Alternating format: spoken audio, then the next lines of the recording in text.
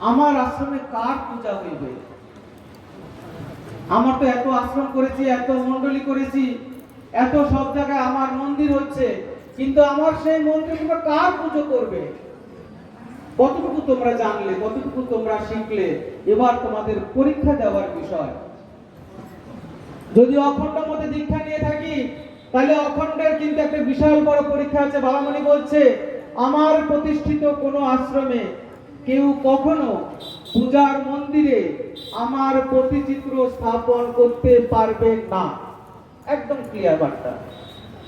সেখানে একমাত্র ওঙ্কার বিগ্রহই থাকবে। এটা বাবামণির কোট।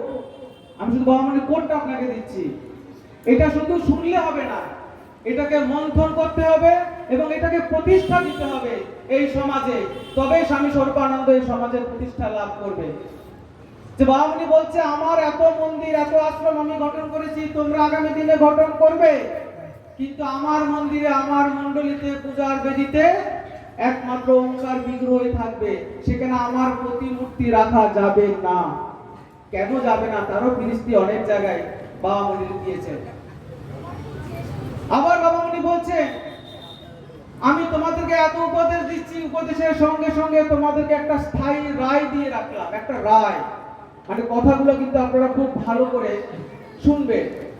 এই যে কথাগুলোর মধ্যে কিন্তু এর পরে কোনো ডট ডটের ব্যাপার নেই, একদম দাঁড়ি।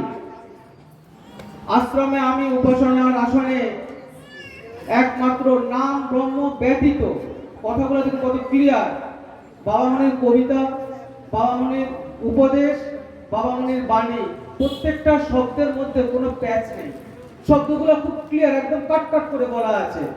বলছে, আশ্রমে আমি উপাসনার আসনে একমাত্র নাম ব্রহ্ম ব্যতীত অন্য কোন প্রতীক স্থাপনের বিরুদ্ধে বিরুদ্ধে এক স্থায়ী রায় দিয়ে রাখিয়াছে।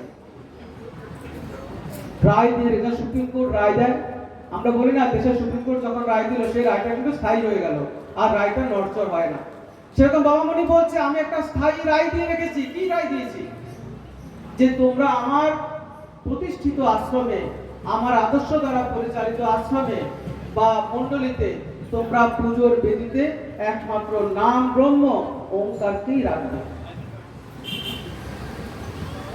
এবার অনেকের মনে তো প্রশ্ন আসে যে আমরা গুরুদেব রূপে বাবামণিকে পেয়েছি, তাহলে পুজোর বেদিতে যদি গুরুদেব না বসে, গুরুদেবের ছবিখানা যদি রাখতে না পারি, তাহলে আমাদের মনে বড় দোটানা আসে।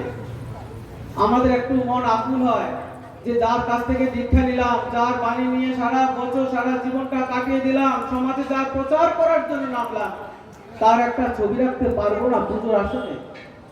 তাদের জন্য বাবামণির একদম কঠোর রায়, আমার একটি আসন থাকে। কিরকম বলছেন? যেখানে আমার একটি প্রতিচিত্র বসানো, সেখানে আমার একটি প্রতিচিত্র বসানো নিরর্থক, নিষ্প্রয়োজন ও বুদ্ধিহীনতার পরিচয়। ক্লিয়ার বার্তা। যদি আমরা নিজেকে বেশি বুদ্ধিমান ভাবি, তাহলে আমরা আমাদের বুদ্ধির পরিচয় দিতে পারি। কিন্তু বাবামণি বলছে, যদি এরকম তোমরা করো, তাহলে সেটা বুদ্ধিহীনতার পরিচয়। কিন্তু তোমাদের এই ওঙ্কার বিগ্রহের সামনে আমার জন্য একটা আসন সংরক্ষিত করা আছে। এটাকে তোমরা যদি মনে করো সবার সামনে, বিগ্রহের সামনে রাখতে পারো, আবার যদি মনে করো তাহলে সবার পেছনেও রাখতে পারো।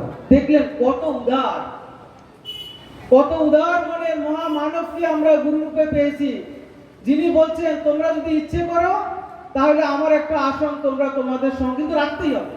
আসন কারা রাখতে হবে? কারণ আমি তোমাদের সমসাধক রূপে, তোমরা তোমাদেরকে যে মন্ত্র দিয়েছি ওঙ্কার, সেই ওঙ্কারের সাধনা কিন্তু আমিও করি। তাই সমবেত উপাসনা যখন হবে, আমার একটা আসন তোমরা বিগ্রহের সামনে রাখবে বা সবার পেছনেও রাখবে।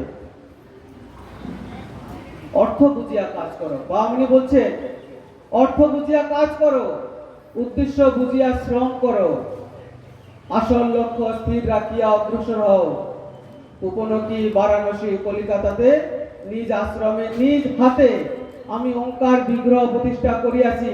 সেখানে ওঙ্কারের ঊর্ধ্বে বা নিম্ন দেশে, দক্ষিণে বা বামে আমার প্রতিচিত্রের কোনো স্থান নেই।